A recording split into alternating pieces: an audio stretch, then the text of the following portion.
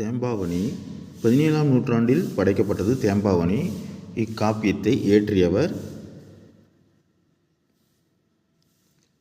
வீரமாமுனிவர். தேம்பாவணி என்ற காப்பியத்தை இயற்றியவர் வீரமாமுனிவர். இவரது இயற்பெயர் Constantine Joseph Beschi. Constantine Beschi அப்படின்னா தமிழில் வீரமாமுனிவர் அப்படின்னு அவர் மாற்றிக்கிட்டார். அந்த அவருடைய பெயரை தமிழ்படுத்தினா தைரியநாதர்னு வந்துச்சு. தைரியநாதரும் தமிழ் இல்லை அப்படின்னு சொல்லிட்டு வீரமாமுனிவர்னு மாற்றிக்கிட்டார். அப்புறம் தமிழினுடைய முதல் அகராதியான சதுர அகராதி, இது ரொம்ப முக்கியம், அடிக்கடி கேட்கக்கூடிய கொஸ்டின்.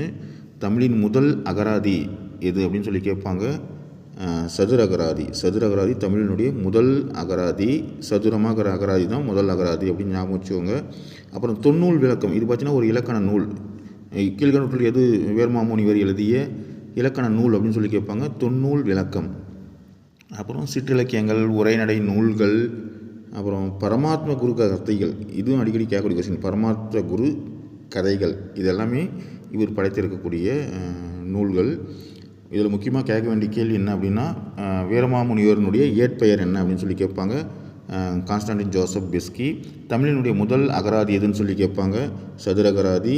கீழ்கணக்கில் எது இலக்கண நூல் அப்படின்னு சொல்லி கேட்பாங்க. தொன்னூல் விளக்கம். வீரமாமுனிவர் எழுதிய நூல் எது அப்படின்னு சொல்லி கேட்பாங்க. பரமாத்ம குரு கதைகள் அல்லது பரமாத்ம குரு கதைகள் என்ற நூலை எழுதியவர் யாருன்னு சொல்லி கேட்பாங்க. வீரமாமுனிவர்.